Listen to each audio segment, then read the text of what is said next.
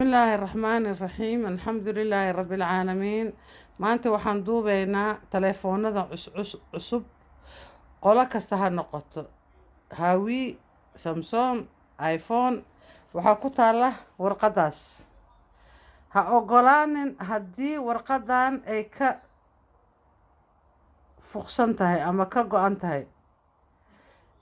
tahay marka waxa waaye taleefonkan cusub waaye. gabar walaashaya waxaa laga gadaa telefoon afarta geesba waa kaa jisilaadta waaye, waa xiran yahay marka waxaa waaye qofkii telefoon cusub shirkad ka qaadanaya weli caadi ma aha wadano oo Afrika ku taalo, waa Yurub dhexdeeda.